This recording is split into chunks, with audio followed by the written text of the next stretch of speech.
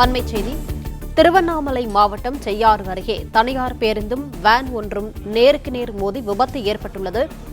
விபத்தில் வேன் ஓட்டுநர் உயிரிழந்திருக்கிறார். மேலும் வேனில் பயணித்த 30 பேர் படுகாயங்களுடன் காஞ்சிபுரம் அரசு மருத்துவமனையில் அனுமதிக்கப்பட்டு தற்போது சிகிச்சை நடைபெற்று வருகிறது.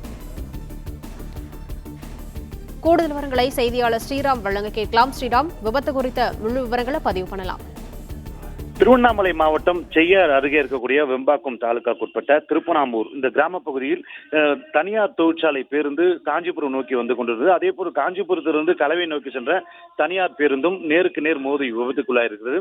இந்த வேனில் பயணம் செய்த தனியார் தொழிற்சாலைக்கு சென்ற பெண்கள் 20க்கும் மேற்பட்டோர் படுகாயமடைந்திருக்கிறார்கள். அதே போன்று தனியார் பேருந்தில் பயணம் செய்தவர்கள் 10க்கும் மேற்பட்டோர் பயணம் செய்திருக்கிறார்கள். அந்த வளைவில் யாரும் மெதுவாக செல்லாமல் அதிவேகமாக சென்றதன் காரணமாக இந்த விபத்து ஏற்பட்டதாகவும், அதில் படுகாயமடைந்தவர்கள் 20 பேர் காஞ்சிபுரம் அரசு பொது மருத்துவமனையிலும் அதே போன்று செய்யார் பொது மருத்துவமனையில் அனுமதிக்கப்பட்டிருக்கிறார். இந்த வேனில் ஓட்டுநர் சம்பவ இடத்திலே ரமேஷ் என்பவர் உயிரிழந்திருக்கிறார். மேலும் இந்த பகுதியில் போக்குவரத்து நெரிசல் ஏற்பட்டு போலீசார் அந்த வாகனங்களை அப்புறப்படுத்தி ஜேசிபி இயந்திரம் மூலியமாக அப்புறப்படுத்தி வருகிறார்கள். தற்போது காஞ்சிபுரம் அரசு பொது மருத்துவமனையில் எலும்பு முறிவு மற்றும் கை கால் உடையப்பட்டு ரத்த காயங்களுடன் 108 வாகனங்களில் அனுமதிக்கப்பட்டிருக்கிறார்கள். தற்போது வெம்பாக்கம் போலீசார் வழக்கு பதிவு செய்து இந்த விபத்து குறித்து விசாரணையானது மேற்கொண்டு வருகிறார்கள்.